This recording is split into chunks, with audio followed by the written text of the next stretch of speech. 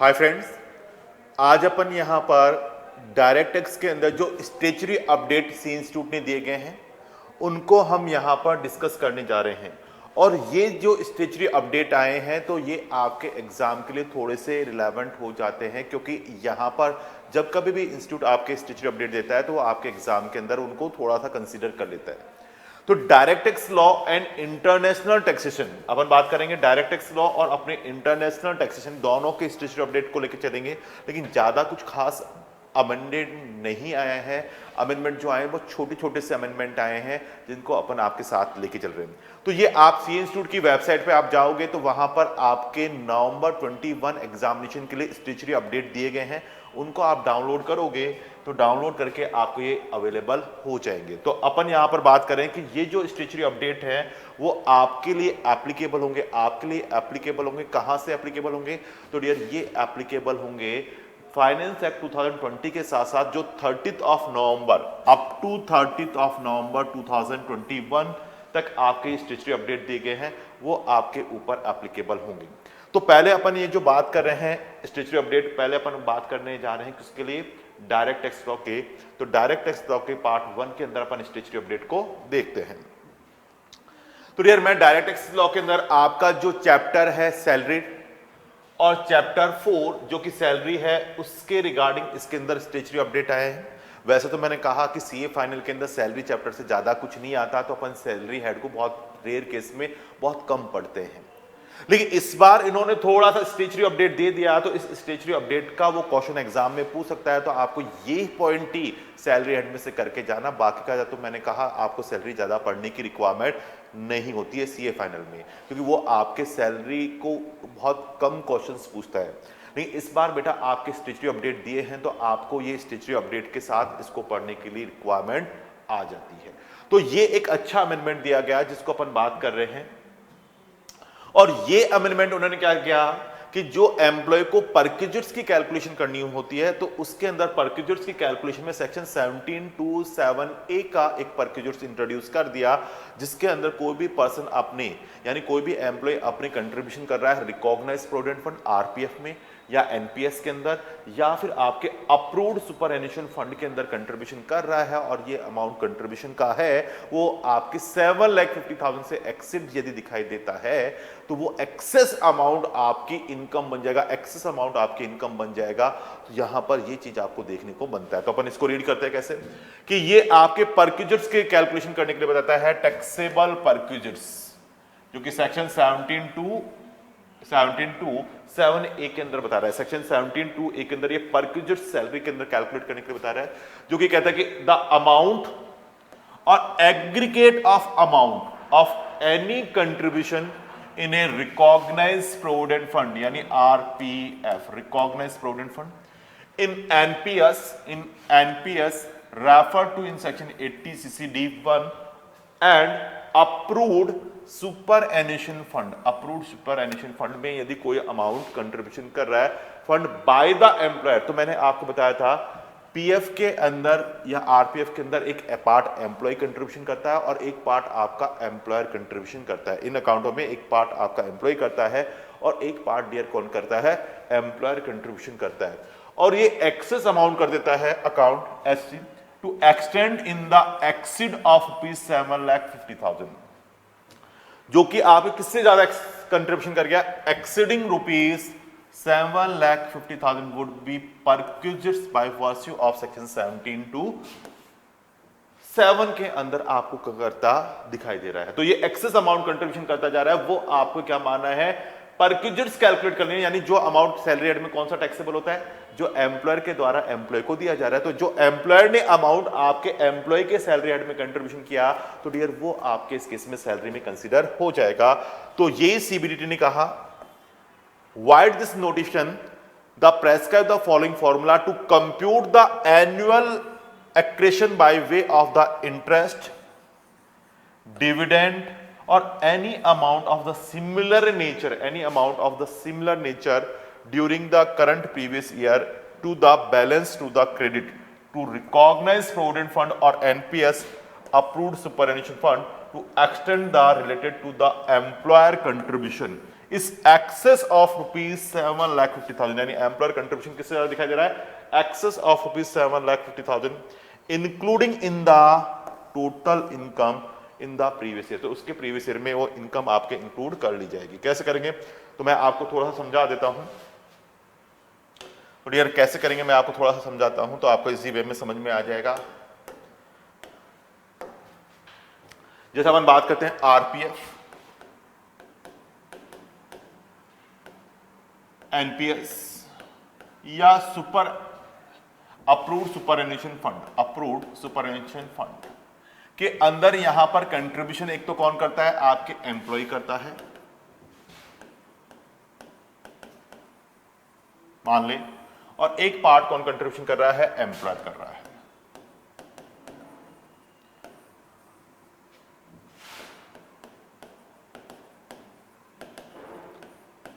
तो आपके लिए इनकम कहां से बनेगी, तो आपके लिए इनकम बनेगी ये वाला पार्ट। इनकम कौन सी होगी, this one.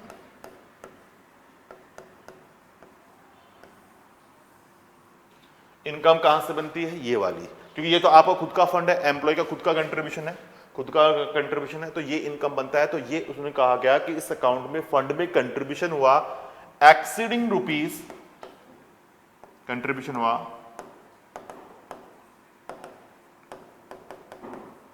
Exceeding ₹7,50,000 per annum, तो वो इनकम आपके कंसिडर हो जाएगा। जस्ट एग्जांपल की अपन बात करें कि आपने यहां पर कंट्रीब्यूशन कर दिया, कंट्रीब्यूशन हुआ एम्प्लॉयर का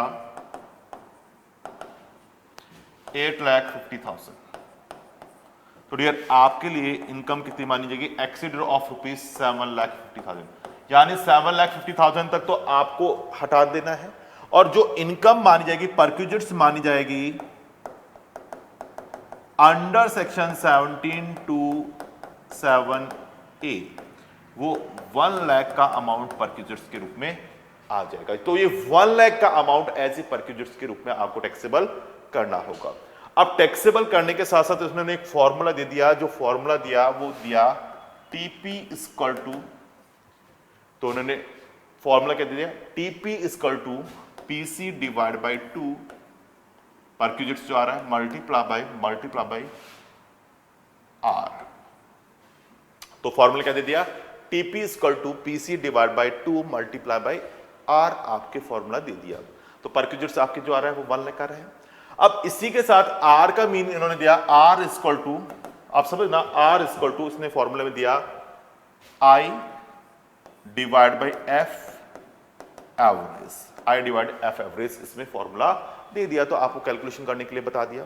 तो ये फॉर्मूला उन्होंने देते हुए उन्होंने कहा कि इनकम हमें कंसीडर करना है, तो ये आपके इसमें कंसेप्ट बताता है।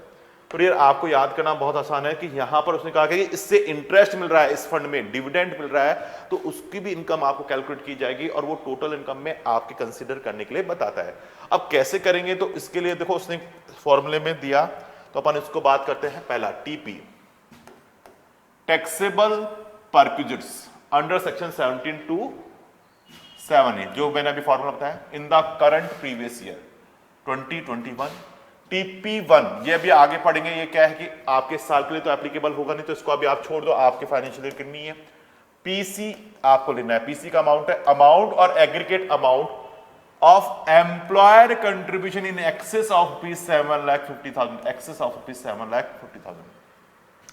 तो ये जो मेरा कैलकुलेटर आ रहा है वो क्या आएगा, 7,50,000 से जो एक्सेस अमाउंट आ रहा है वो पीसी है, the specified fund of the scheme during the previous year 2021, इस केस में आपके बता रहा है। अब PC1 अभी आपके फाइनेंशियल ईयर के लिए एप्लीकेबल नहीं है, आपके फाइनेंशियल ईयर के लिए एप्लीकेबल नहीं है, तो इसको भी आप छोड़ दीजिएगा, इसको भी आप छोड़ देना। PC1 अभी आपके एप्लीकेबल नहीं है, इंस्टीट्यूट ने साफ नीचे नोटिफिकेशन दे दिया कि ये अभी आपको अप्लाई नहीं करना है। आर का मतलब मैंने कहा I divide by F average rate, R का मतलब अमाउंट और aggregate amount of the income accrued during the current financial year, वो आपको लेना है इन और स्कीम। और एफ एवरेज रेट का मतलब क्या है, एफ एवरेज का मतलब है कि जो फंड का ओपनिंग बैलेंस आ रहा है और क्लोजिंग बैलेंस आ रहा है उसको यहां पर कंसीडर करना है, वो हमारे इस केस में बता रहा है। यानी एक तरह से opening balance plus closing balance, divide by 2, ये इस केस में आपको कंसीडर करने के लिए बता रहा है। Opening balance plus closing balance divide by 2 इस केस में कैलकुलेट करने के लिए बता रहा है। तो ये 31 मार्च का क्लोजिंग बैलेंस आपको लेना होगा और इस तरह से ये कैलकुलेट करने के लिए बताता है। तो हमारे जो फॉर्मूला, जैसे मैंने कहा कि ये आपका फॉर्मूला दिया TP equal to PC divide by 2 multiply by R, केवल अभी ये ही आपका प्रीवियस ईयर 2021 के लिए अप्लाई है, ये अभी आपके नहीं है क्योंकि ये फर्स्ट ईयर है। तो इंस्टीट्यूट ने आपको मना कर दिया, अभी आपको ये नहीं पढ़ना, केवल इतना ही पढ़ना है। कैसे, देखो आपके लिख रखा है,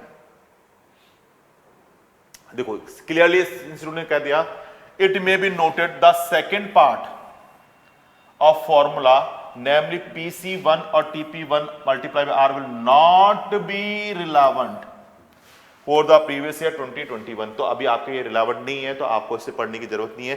since this is the first previous year, अभी ये फर्स्ट प्रीवियस ईयर है, तो आपके ये प्रोविजन आया ही है, तो वो पिछले सालों के लिए रहेगा। तो वो आपको सिर्फ पहला वाला ही फॉर्मूला पढ़ना है, सेकेंड पार्ट उसका नहीं पढ़ना है। For perquisites valuation provision is applicable, Therefore this part of formula may be ignored। तो आपको सेकंड पार्ट वाला इसको इग्नोर करना है। ये सी इंस्टीट्यूट ने खुद ने कह दिया कि फर्स्ट पार्ट को ही कैलकुलेट करना, तो ये एग्जाम के लिए इंपॉर्टेंट एक तरह से हो गया। तो वैसे तो सैलरी हेड इंपॉर्टेंट नहीं है, लेकिन मैंने कहा कुछ चीजें ऐसी होती है कि जो हमें पढ़नी पड़ती है। जब भी कोई स्टेचुरी अपडेट आता है वो आपको डियर पढ़ने की रिक्वायरमेंट आ जाती है। तो अब देखो इसका एग्जाम्पल आपके सी इंस्टीट्यूट ने वेबसाइट पे दे रखा है, मैं उस एग्जाम्पल को यहाँ पर कंसिडर कर रहा हूँ, आपके साथ लेके चल रहा हूँ, डिस्कस कर रहा हूँ। एग्जाम्पल, ये इंपॉर्टेंट मार्क कर लेना आपके एग्जाम के लिए, क्योंकि जो भी स्टेचुरी अपडेट आता है वो आपके लिए रिलेवेंट हो जाते हैं। तो और अभी अपन बात करें कि जो आपके एग्जाम नवंबर में या फिर अभी जैसे मैंने कहा एक्सटेंड होकर दिसंबर में होने वाले हैं, उसके लिए इंपॉर्टेंट हो जाता है। तो ये आपके क्वेश्चन आ सकता है, इसलिए इंपॉर्टेंट मार्क कर लेना, क्योंकि ये आपके स्टेचुरी अपडेट में यही एक इंपॉर्टेंट अपडेट आया है, यही अपडेट आया है। तो सपोज एक्स प्राइवेट लिमिटेड की अपन बात करते हैं, कंट्रीब्यूशन रुपीज 8,50,000, कंट्रीब्यूशन कितना करा है 8,50,000 during the previous 2021 to R recognised provident fund. तो रिकॉग्नाइज्ड प्रोविडेंट फंड में इसने कंट्रीब्यूशन किया to the account of mister A, mister A के अकाउंट क्या, mister A has also made the equivalent contribution balance in the RPF account on 1 April 2020 is 32 lakh. यानी इसका opening balance कितना आ रहा है डियर 8,50,000, ओपनिंग बैलेंस कितना आ रहा है 8,50,000, इसका ओपनिंग बैलेंस इस केस में कंसीडर हो रहा है। साथ ही साथ कह रहा है इंटरेस्ट अक्रूड, उसके ऊपर आपका इंटरेस्ट कितना अक्रूड हुआ वो बता रहा है इन the RPF during the previous year 2021 3,44,250। अब मैंने कहा पीएफ अकाउंट में जो अकाउंट रहता है उसके ऊपर आपको इंटरेस्ट भी मिलेगा, और वो इंटरेस्ट जो जनरेट हुआ इस अकाउंट में तो वो हुआ 3,44,250।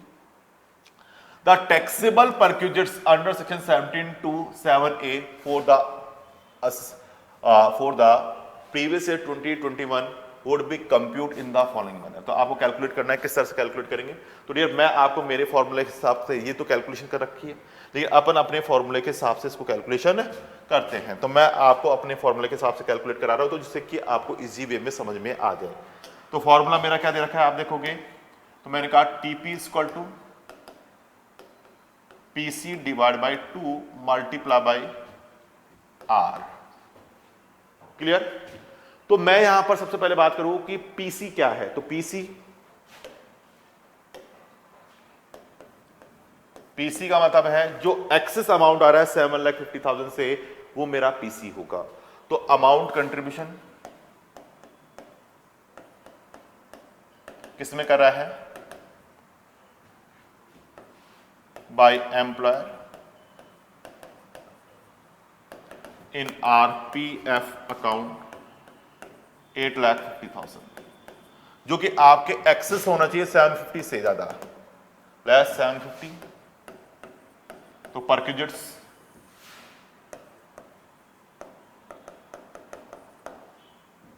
$1 लाख, और this the call of PC, इसको अपन क्या बोलेंगे पीसी। अभी अपन ने देखा इसको क्या बोलेंगे पीसी। तो पीसी मेरा कितना आ गया, तो डियर पीसी मेरा आ गया यहां पर 1 लाख। पीसी कितना आ गया मेरा 1 लाख, मल्टीप्लाई बाई आर निकालना है।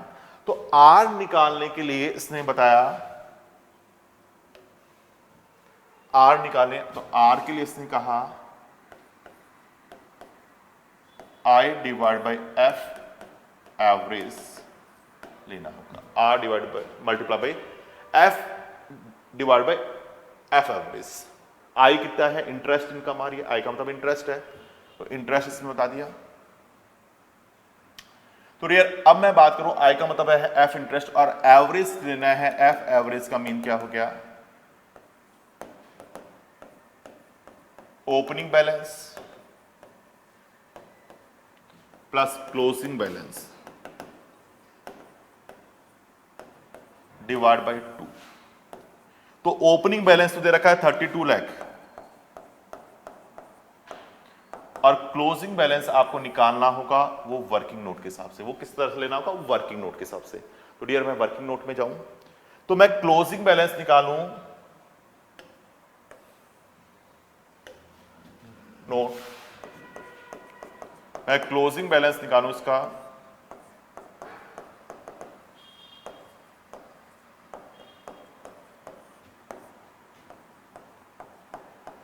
ओपनिंग बैलेंस 8,50,000 ऐड, इसमें अपन बात करते हैं। ओपनिंग बैलेंस आ रहा है 850, नहीं opening balance 32 sir, 32 lakh question में दे रखा है, आप देखोगे ये रहा क्वेश्चन में दे रखा है 32 लाख, ओपनिंग बैलेंस 32 लाख और हर साल का कंट्रीब्यूशन एम्प्लॉय और एम्प्लॉयर दोनों कंट्रीब्यूशन कर रहे हैं 32 लाख के साथ 8,50,000 ऐड करना होगा। एम्प्लॉयर कंट्रीब्यूशन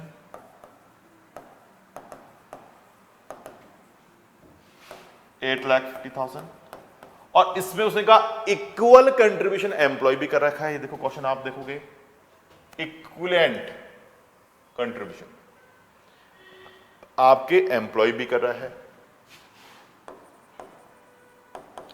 एम्प्लॉय कंट्रीब्यूशन कितना आ गया? 8,50,000 एम्प्लॉय भी कंट्रीब्यूशन कर रहा है, साथ साथ इस अकाउंट में इंटरेस्ट भी आ रहा है, तो वो भी इसमें पार्ट हो रहा है। इंटरेस्ट भी आ गया,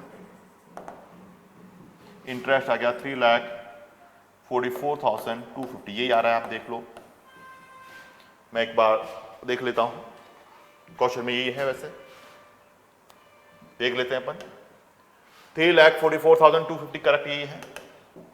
तो मैं टोटल लगा लूं 32 लाख प्लस 850 प्लस 850 एम्प्लॉयर का और एम्प्लॉय का प्लस 3,44,250, तो टोटल क्लोजिंग बैलेंस कितना आ गया? तो आज मेरा क्लोजिंग बैलेंस हो गया 52,44,250। 52,44,250 इस केस में क्लोजिंग बैलेंस आ गया। ये वर्किंग नोट आप बना लेना 1। तो ये 52,44,250, तो ये हमारे इस केस में आ जाएगा। अब मैं इसको ऐड कर दूं 32 लाख के साथ, डिवाइड बाय 2 कर दूं, तो मेरा एवरेज आ गया, एफ एवरेज आ गया 42,22,125। ये आपके एफ एवरेज आ गया। क्लियर जी? बिल्कुल क्लियर। आई का मतलब होता है इंटरेस्ट, आई का मतलब अपन बात करें इंटरेस्ट, आई का मतलब क्या आ गया? इंटरेस्ट। तो एफ एवरेज क्या हो गया? अब अपन देखें, आई का मतलब इंटरेस्ट हो गया 3,44,250 डिवाइड बाई एफ एवरेज आ गया दिस वन 42,22,125। क्लियर जी? तो अब अपन इसको फॉर्मूले में पुटअप कर दें। यहां पर आपका ये फॉर्मूला आ रहा है, तो इसमें कैलकुलेशन करें।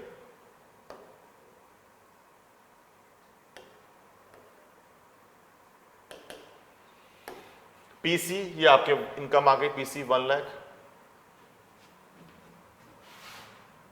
या मैं अलग पेज पे कैलकुलेट कर लेता हूं।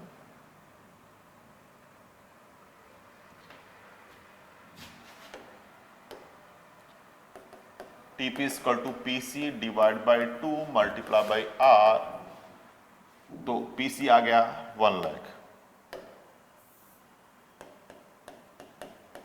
डिवाइड बाई 2 और R का मीन कितना था अपन ने देखा था, ये तो आ रहा था 42 लाख 22,125 और I है 3,44,250। ये मैंने आपके सामने लिखा हुआ है। तो डियर कैलकुलेट कर लें तो ये आप सॉल्व करोगे तो आंसर आपका आएगा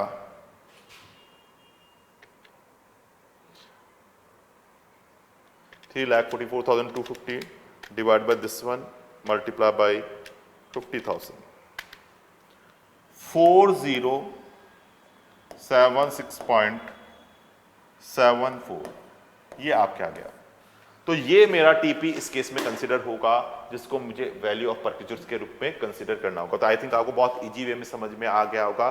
तो आपको इतना स्ट्रेस नहीं लेना, इसका दिमाग नहीं लगाना, आपको सिंपल वैल्यू आपको कैलकुलेट करके ये आंसर का आंसर अवेलेबल आपको हो जाएगा। दिस वन आंसर आपको अवेलेबल हो जाएगा। और TP1 अभी आपको नहीं पढ़ना है क्योंकि ये एप्लीकेबल होगा नेक्स्ट फाइनेंशियल ईयर। तो आपके नवंबर 21 के लिए केवल यही आंसर आपको कंसीडर करना है। तो आई थिंक ये बहुत छोटा सा अमेंडमेंट था, लेकिन टेक्निकल अमेंडमेंट था जिसको अपन ने डिस्कस किया और मैंने आपको बहुत तरीके से, आप देखोगे तो बहुत इजी वे में कैलकुलेट करके बता दिया है। तो आप कैलकुलेट करोगे तो आराम से आपका उसका आंसर आ जाएगा। तो आपको तनी पढ़ना, ये पूरा का पूरा कैलकुलेशन वही है। एवरेज ये जो कैलकुलेशन किया तो अपन ने ये किया था, ये रहा, फिर एवरेज किया तो ये आपका एवरेज आ गया। तो ये आप इतना दे रखा है तो, लेकिन आप मेरे वाले तरीके से करोगे तो बहुत इजी वे में आपके समझ में आ जाएगा। और डियर मैंने कहा सैलरी में से वैसे क्वेश्चन नहीं आते, लेकिन फाइनल में ये वाला प्रोविजन आप पढ़ के जाना। यूनिक क्वेश्चन है, यूनिक क्वेश्चन है, आप बात पे ध्यान देना, यूनिक क्वेश्चन है तो एग्जाम में आपके आने के चांसेस इसके बढ़ गए क्योंकि ये स्टेचुटरी अपडेट के साथ है। तो बेटा आपको इसको पढ़ना है, तो आपको इसको एक बार ढंग से पढ़ के जाना है। और ये अपना क्या है, नोट्स का PDF भी आपको अवेलेबल हो जाएगा VSI की साइट पे, तो आप वहां से डाउनलोड कर लेना और बाकी का आप प्रॉपर रूप से इसको करके जाना है। ठीक है सर, ओके बेटा आगे बात करते हैं। छोटे छोटे से अमेंडमेंट है। अब अमेंडमेंट आया चैप्टर नंबर 6 के साथ, जो कि मैं बात कर रहा हूं किसके, बिजनेस एंड प्रोफेशन की। चैप्टर 6 जो कि आप कह रहा है बिजनेस एंड प्रोफेशन। तो profit and gain business and profession के अंदर छोटा सा अमेंडमेंट दिया कि जैसे उन्होंने इस साल क्या कहा कि आपको ऑडिट रिपोर्ट तो 1 महीने पहले देनी है और ऑडिट करनी है यहां पर आपको 1 महीने पहले ऑडिट रिपोर्ट देनी है और रिटर्न फाइल करनी है उसके 1 महीने के बाद। जैसे अपन बात करते हैं कि 30 सितंबर तक तो आपको ऑडिट रिपोर्ट देनी है, 30 सितंबर तो ऑडिट रिपोर्ट देनी है 3CD जो भी आप कह रही है, लेकिन उसका रिटर्न फाइल करता है कब, आपको 31 अक्टूबर 1 महीने के बाद तक। तो इसमें इसने कहा गया कि यदि कोई पर्सन आपके ऑडिट करते वक्त चार्टर्ड अकाउंट ने कोई खर्चा डिसअलाउड कर दिया TDS नहीं जमा कराने की वजह से, TDS नहीं जमा कराने की वजह से खर्चा डिसअलाउड कर दिया, बाद में उस पर्सन ने रिटर्न फाइल करने से पहले तक वो खर्चे का TDS का पेमेंट कर दिया, तो क्या खर्चे को अलाउड करें या डिसअलाउड करें? तो ऑडिट रिपोर्ट तो पहले ही सील और साइन लग चुका है।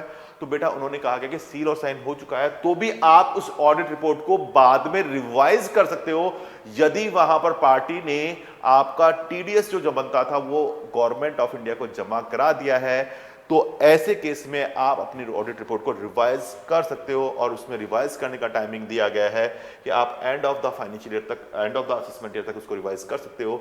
ये उन्होंने एक प्रोविजन लाकर कंसेप्ट इंट्रोड्यूस कर दिया, ये कंसेप्ट लाकर इन्होंने इंट्रोड्यूस कर दिया। तो ये भी अच्छा अमेंडमेंट है लेकिन ज्यादा इंपॉर्टेंट नहीं है, थ्योरेटिकल में वे में इसका क्वेश्चन पूछ सकता है। मैंने कहा स्टेचुटरी अपडेट आते हैं वो आपके लिए इंपॉर्टेंट होते हैं, तो ये वैसे आपके इंपॉर्टेंट है। किसके रिगार्डिंग है? टैक्स ऑडिट के लिए।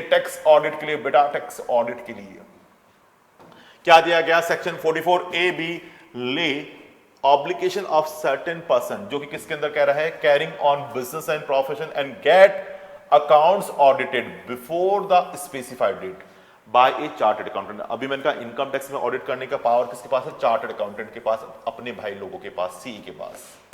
तो CA ने ऑडिट की है if their turnover exceeding the stipulated threshold or case where they are eligible to declare the income of the presumptive business if they claim that their income is lower than the income so computed। जैसे अपन बात करते हैं कि threshold limit जैसे 1 करोड़ की तो आपके applicable होती है, या फिर कोई पर्सन ने प्रेजम्पटिव बेसिस ना लेते हुए अपने आप को जो प्रेस्क्राइब लिमिट है उससे कम इनकम शो की है। जैसे अपन ने बात किया ना कि प्रेजम्पटिव बेसिस में 44 एडी में आप जाते हो तो आपको अपनी इनकम 8% या 6% दिखानी होती है। 8% कब?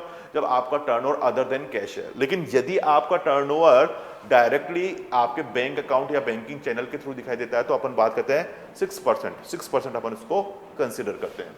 तो ये इस केस में बताता है कि यदि इस तरह से आपके आ रहा है तो आप उससे कम, lower than the income so computed, से कम दिखाते हो तो सीए से ऑडिट करानी होगी। ऑडिट कराया गया तो सीए क्या करेगा? टीडीएस की रिक्वायरमेंट देखेगा कि भाई गवर्नमेंट ऑफ इंडिया का टैक्स जमा कराया नहीं कराया, टीडीएस डिडक्ट किया है नहीं किया, और नहीं किया तो खर्चा डिसअलाउड कर देगा। बाद में आप रिटर्न 1 महीने के बाद फाइल करते हो, रिटर्न 1 महीने बाद फाइल करते हो, तो वहां पर उसने उस टाइम तो टीडीएस नहीं जमा कराया लेकिन रिटर्न फाइल करने से पहले डिपॉजिट करा दिया, तो बेटा उसका वो खर्चा अलाउड करने के लिए यहां पर लॉ मेकर ने प्रोविजन दे दिया। तो ये हमारे इस चीज में प्रोविजन बताया, this person have to be furnished by the specified date a report of the audit in the prescribe form for the purpose of the CBT prescribe under rule 6G आपको दिया गया, जिसके अंदर अपन बात करते हैं फॉर्म होते हैं 3CA, 3CB, 3CD। तो ये इन्होंने कहा गया कि आपके जो चार्टर्ड अकाउंटेंट ने रिपोर्ट की गई है, तो getting the revise report of audit from a chartered accountant duly signed and verified by such chartered accountant if there is the payment by such person after furnishing report and necessary recalculation or disallowed under section 40 and section 43B। जैसे अपन बात करते हैं 40 में TDS है, 43 में actual payment base आपके बताता है कि जैसे कुछ खर्चों का डिडक्शन तभी मिलेगा जब आपने उन खर्चों का पेमेंट किया, जैसे गवर्नमेंट का पेमेंट था, बोनस कमीशन था, लीव सैलरी था, तो इनका वास्तव में पेमेंट करेगा तो ही इनका डिडक्शन मिलेगा। तो ये कहता है कि इनका वास्तव में पेमेंट कर दिया तो आप डियर उनका डिडक्शन क्लेम कर सकते हो और आप अपनी ऑडिट रिपोर्ट को कैलकुलेट करके आप फर्निश कर सकते हो before the end of the relevant assessment year. यानी कब तक कर सकते हो? And of the relevant assessment year in which the report is the, तो यानी and of the relevant assessment year तक आप उसको रिवाइज करने के लिए बताते हो। तो ये हमारे इस केस में कंसेप्ट आपके बताता है। आई थिंक आपको ये बात समझ में इजीली आ गई होगी। एक और छोटा सा अमेंडमेंट आया है, स्टैट्यूटरी अपडेट है, जिसको अपन बात कर लेते हैं। Chapter 23 miscellaneous provision. हालांकि मिसलेनियस प्रोविजन से ज्यादा कोई ऐसा हार्ड एंड टफ नहीं आने वाला, लेकिन फिर भी इसके अंदर जो आपके दिया गया है उसको मैं आपके साथ शेयर कर लेता हूं। मिसलेनियस प्रोविजन के अंदर उन्होंने कहा गया, अभी आपने सुना होगा कि इनकम टैक्स की साइड अंडर कंस्ट्रक्ट है, अंडर प्रोसेस है, बहुत ज्यादा लोगों को, प्रोफेशनल लोगों को दिक्कत आ रही है। क्यों? क्योंकि वो आपके डेवलप की जा रही है। डेवलप की जा रही है, क्यों की जा रही है? उन्होंने कहा कि हम ऐसी वेबसाइट बना रहे हैं जो कि आपके सारे इंफॉर्मेशन ला देगी, जिससे कि आप टैक्स इवेजन के बारे में सोच भी नहीं सकते। आपकी सारी इंफॉर्मेशन एक तरह से 26A के अंदर रिफ्लेक्ट कर देगी। तो ये आपके उन्होंने कंसेप्ट बताया गया। तो इसके रिगार्डिंग उन्होंने कहा गया कि आप सारी की सारी इंफॉर्मेशन, जैसे बैंक के अंदर आप एफडी कराते हो 10 लाख से ऊपर, तो आपके वो इंफॉर्मेशन बैंक किसको देता है? एसएफटी रिपोर्ट बनाकर इनकम टैक्स को देगा। आप बैंक में कैश डिपॉजिट 10 लाख से ऊपर करा रहे हो, तो ऐसे केस में वो भी डिटेल आपके किसको जा रही है? इनकम टैक्स को जा रही है। शेयर मार्केट के अंदर आप ट्रेडिंग कर रहे हो, बड़ी ट्रेडिंग कर रहे हो, तो अपने आप उसका प्रॉफिट कैलकुलेट होके, अपने आप डियर उसका प्रॉफिट कैलकुलेट होके किस में चला जाएगा? आपका वो प्रॉफिट जो कैलकुलेट होके आ रहा है वो आपके इनकम टैक्स की, वो जो प्रॉफिट कैलकुलेट करके आ रहे हो वो इनकम टैक्स के 26A में शो हो जाएगा। तो वो आपके ट्रेडिंग हो रही है तो वो भी 26A के अंदर शो हो जाएगी। तो सारी की सारी जो इंफॉर्मेशन है, सारी की सारी जो आपकी इंफॉर्मेशन है बेटा, वो सारी की सारी कहां से हो जाएगी? इनकम टैक्स की। तो गवर्नमेंट ने कहा हम इतनी शानदार वेबसाइट बना रहे हैं जो कि सारी की सारी इंफॉर्मेशन आपके ऑलरेडी कंप्यूटेड होके आपके इनकम टैक्स के रिटर्न के अंदर अपने आप आ जाएगी। अब इतनी अच्छी वेबसाइट बना रहे हैं जिसकी वजह से अभी तक वो अच्छी वेबसाइट चल नहीं रही है। आज भी आपको अंडर प्रोसेस या आप रिटर्न फाइल नहीं कर पा रहे हो, अभी थोड़ा सा बहुत दिक्कत आ रही है, साइट नहीं चल रही है। लेकिन वो कोशिश कर रहे हैं कि इन्फोसिस को, इन्होंने आपने सुना वो कॉन्ट्रैक्ट दिया गया है और वो इन्फोसिस इसके लिए पूरा अच्छा वर्क कर रही है। साथ साथ आपके जो भी आप शेयर मार्केट के ट्रांजेक्शन वगैरह करोगे तो वो भी कैलकुलेट होकर आपके 26A में आ जाएंगे, जिससे कि आप कहीं पे भी कोई टैक्स इवेजन करने का चांसेस भी ना रहे। तो उसी के लिए उन्होंने कहा गया कि हमने ये सारी की सारी इंफॉर्मेशन को कहाँ मिल जाएगी, हमें 26A में, उसी को क्लैरिफाई दिया। Scope of rule 114E read section 285BA, जैसे मैंने आपको बताया था 285BA के अंदर आपके क्या होता है कि रिपोर्ट फर्निश्ड करती होती है, बैंक वगैरह है वो आपके रिपोर्ट फर्निश्ड कर रही हैं किसको, इनकम टैक्स डिपार्टमेंट को, तो उनके लिए प्रोविजन लाया गया। Section 285BA impose by the obligation a specified person to furnish statement of financial statement, उनको क्या करने होते हैं, statement of financial SFT, statement of financial transaction, जो भी आपके फाइनेंशियल ट्रांजेक्शन आए उनकी रिपोर्ट आपके सबमिट करनी होती है, या reportable account. This section also provide or furnishing for statement by the prescribed reporting financial institution in respect of the specified financial transaction or reportable account to be prescribed income tax authority. According to the CBDT has wide rule 114E prescribe the certain person to furnish the statement of the financial transaction SFT, जैसे bank वगैरह SFT आपके submit करेगी, in the specified transaction with the difference value having regard the nature of such transaction. तो वो एक चीज आपके बता रहा है।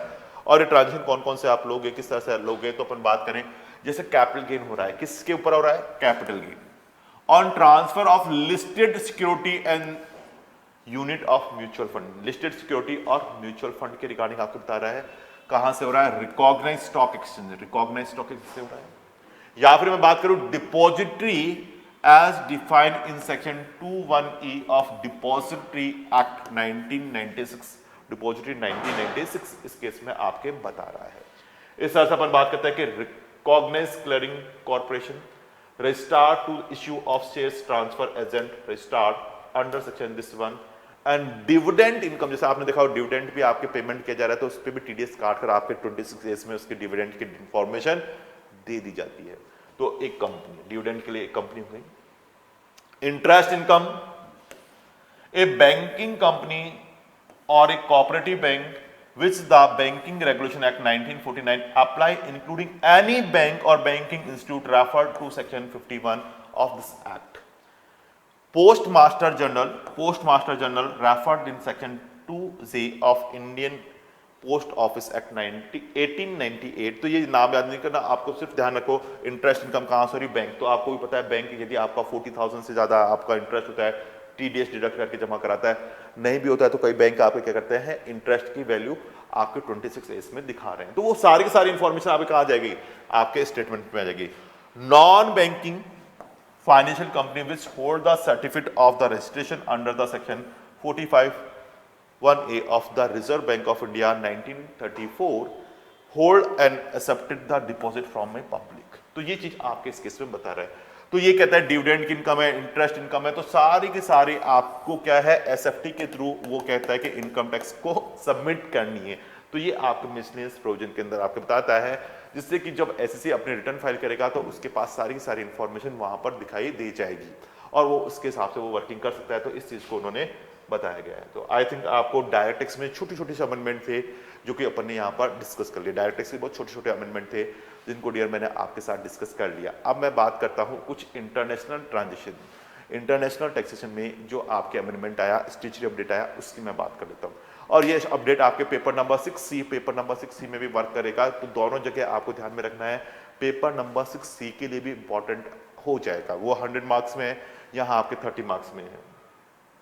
तो मैं बात करने जा रहा हूं इंटरनेशनल टैक्सेशन के रिगार्डिंग। तो इंटरनेशनल टैक्सेशन के रिगार्डिंग मैं बात करने जा रहा हूं कि जो ट्रांसफर प्राइसिंग की अपन बात करते चैप्टर, जिसमें अपन बात करते थे transfer pricing and other anti avoidance measures, जिसके अंदर अपन बात करते हैं कि कंपनी जो आपके मल्टीनेशनल कंपनीज होती थी तो वो आपके क्या करती थी या ट्रांजेक्शन करती थी। तो ऐसे केस के अंदर हम क्या करते थे, वहां पर आपके क्या होता था, कंट्री बाय कंट्री रिपोर्टिंग अपन बात करते थे कि आपको मास्टर फाइल, लोकल फाइल आपको सबमिट करनी होती थी MNC कंपनीज के लिए, मैंने आपको पढ़ाया हुआ था। तो ऐसे केस के अमेंडमेंट इन रूल 10DB, उसके अंदर जो लिमिट थी वो लिमिट क्या थी कि वो रिपोर्ट आपको फाइल करनी होती थी 5,500 करोड़ पे, 5,500 करोड़ पे करनी होती थी, जो कि अभी बढ़ाकर ये लिमिट इंक्रीज कर दी गई है, वो कर दी है 6,400 करोड़, जो कि लिमिट आपके इंक्रीज कर दी गई है 6,400 करोड़ कर दी गई है। बाकी का कोई ज्यादा अमेंडमेंट नहीं है, यही अमेंडमेंट आपके इंटरनेशनल में दिखाई दे रहा है। तो section 286 contain the provision of furnishing the report in prescribed international group to the prescribed authority, जो कि प्रेस्क्राइब्ड अथॉरिटी को आपको सबमिट करनी है। किसको करनी है? International group to the prescribed authority को आपको सबमिट करनी है। For this purpose the prescribe the income tax authority as per section 286, जो आपको ध्यान होगा CBC reporting, country by country reporting, country by country reporting provision shall apply in respect of the international group for the accounting year if the total consolidated group revenue as reflected in the consolidated financial statement CFS for the accounting year preceding such accounting year is above the prescribed threshold limit क्या जगह 5,500 से बढ़कर 6,400 करोड़ हो गया, 6,400 करोड़ उन्होंने बढ़ा दिया है। तो अब ये लिमिट बढ़ गई है जी, 6,400 करोड़ हो गई है, ज्यादा कुछ भी नहीं है। तो ये लिमिट आपके इंक्रीज हो गई, बीइंग इंक्रीज 5,500 करोड़ से 6,400 करोड़ हो गई है। तो ये आपके यहां पर 5,500 करोड़ से बढ़कर इंक्रीज होके 6,000 आपको 400 करोड़ आपको कर दिया, और कोई ज्यादा इसमें अमेंडमेंट नहीं है। साथ में एक यहां पर बताता है, now the provision of income tax authority for the purpose of section 286 would be the joint director as may be designated by the principal director general of income tax system और director general of income tax system as case में भी आपको सुनने यहां पर define कर दिया गया है। तो बेटा ये छोटा सा एक अमेंडमेंट आया जो कि आपको यहां पर स्टैट्यूटरी अपडेट के साथ आपको कंसीडर करने के लिए बता रहा है, स्टैट्यूटरी अपडेट के साथ आपको कंसीडर करने के लिए बता रहा है। तो ये आपके यहाँ पर जैसे अपन बात करते हैं स्टैट्यूटरी अपडेट के साथ उन्होंने अमेंडमेंट करते हुए बता रखा है, बाकी का तो उसमें ज्यादा कुछ भी अमेंडमेंट नहीं है। तो आप एक बार पढ़ोगे तो आपको झट से समझ में आ जाएगा किस तरह से आपको देखना है, किस तरह से करना है, क्योंकि ज्यादा कोई बड़े इसमें अमेंडमेंट आया नहीं। साथ ही साथ एक अमेंडमेंट उन्होंने निकाल रखा था, last date of the intimation Aadhaar under the income tax act 1961 for the purpose of linking Aadhaar with PAN has been extended for 31st March 2020 to 30th of June 2021। ये आपके बढ़ा दी गई 139AA, जो कि आपके मैंने कहा रिटर्न फाइलिंग वाले चैप्टर में आपको मिलेगी, जो कि अपने यहाँ पर बता रखी है। लेकिन डियर ये डेट आपने देखा है जब से कोविड पेंडेमिक 19 आया, कोविड पेंडेमिक 19 आया तो ये डेट बढ़ती जा रही है। ये डेट क्या हो रही है? इंक्रीज होती जा रही है, बढ़ती हुई जा रही है। तो ये डेट आपके लिए एग्जाम के लिए तो क्या हो गई? 30th of June 2021 हो गई है 30th of June 2021 हो गई। लेकिन मैंने कहा कि due to the covid pandemic 19 की वजह से ये डेट बढ़ती जा रही है। और अभी मैंने कहा कि इनकम टैक्स की जो वेबसाइट उन्होंने बनाई गई, नया पोर्टल बनाया गया, वो भी प्रॉपर वर्किंग नहीं कर रहा है। तो इसको देखते हुए गवर्नमेंट धीरे धीरे इसकी डेट बढ़ा रही है। जैसे अभी बढ़ा के 30 of September 2021 कर दिया, उसके बाद अब इसको और आगे एक्सटेंड कर दिया, और आप देखोगे तो उन्होंने 31 मार्च 2022 कर दिया है, 31 मार्च 2022 कर दिया है। लेकिन डियर मैंने आपको बताया कि आपका एग्जाम होने वाला है नवंबर 21, क्योंकि अभी जैसे मैं बात करूं दिसंबर में, तो दिसंबर में होने वाला है। तो इसके लिए आपके जो स्टैट्यूटरी अपडेट वर्किंग करेंगे वो कब तक करेंगे? Last 30th of April 2021, last 30th of April 2021 के ही स्टैट्यूटरी अपडेट वर्क करेंगे। तो आपको उसमें स्ट्रेस नहीं लेना, आगे के जो अमेंडमेंट आ रहे हैं, अपडेट आ रहे हैं, वो डियर आपको नहीं करने हैं। आपको केवल 30th of April 2021 के ही रिलेवेंट अपडेट, स्टैट्यूटरी अपडेट यहां पर बताए गए हैं। तो उन्हीं को ध्यान में रखना है। तो जो नई डेट बढ़कर मैंने आपको केवल जनरल नॉलेज के लिए, केवल जनरल नॉलेज के लिए बताई है कि डेट बढ़ गई है, और बढ़कर ये डेट क्या हो गई है? 31 मार्च 2022 हो गई है। लेकिन आपको उसको ध्यान नहीं रखना, आप तो अपनी इसी डेट को ध्यान में रखना, क्योंकि कई बच्चे कहते हैं कि सर डेट तो और बढ़ गई है, हमें भी पता है। लेकिन अभी आपको अपने एग्जाम के लिए जो रिलेवेंट डेट क्या लेनी है कि जो 31 मार्च 2021 थी वो बढ़ाकर 30th of June 2021 हो गई। उसके बाद नोटिफिकेशन देकर उन्होंने फिर बढ़ा दी, 30th of September कर दी, और उसके बाद फिर अभी जो मैं बता रहा हूं वो डेट बढ़ के 31 मार्च 2022 तक कर दी गई है। तो वो चीज इस केस में आपके लिए पता रहता है। आई थिंक मैंने सारे के सारे आपके जो स्टेचरी अपडेट आए हैं, जो मैंने आपके स्टेचरी अपडेट आए हैं डायरेक्ट टेक्स्ट के अंदर, वो सारे के सारे आपके कवर कर लिए। और उसको मैंने कहा कि इसमें सबसे मेन स्टेचरी अपडेट किसका रहा, सबसे मेन जो आपको प्रैक्टिकली अप्रोच के लिए रहेगा, एक तो सैलरी हेड में, तो उसका क्वेश्चन एग्जामिनर आपसे पूछ सकता है, और जितना मैंने कराया केवल इतना ही कर लेना सफिशिएंट है, क्योंकि 4 मार्क्स में वो क्वेश्चन एज इट इज दे देता है या थोड़ा सा चेंजेस करके दे सकता है। और दूसरा, आपके इंटरनेशनल टैक्सेशन के अंदर जो आपके सीबीस या अपने कंट्री बाय कंट्री रिपोर्टिंग की जो अपन बात करें, तो ये रिपोर्टिंग करने की जो लिमिट है वो बढ़ाकर 5,500 करोड़ से 6,400 करोड़ कर दी गई है। इसको आप ध्यान में रखना। ये थोड़े मेजर अमेंडमेंट थे, बाकी के सारे अपने छोटे छोटे से अमेंडमेंट है। Thank you very much.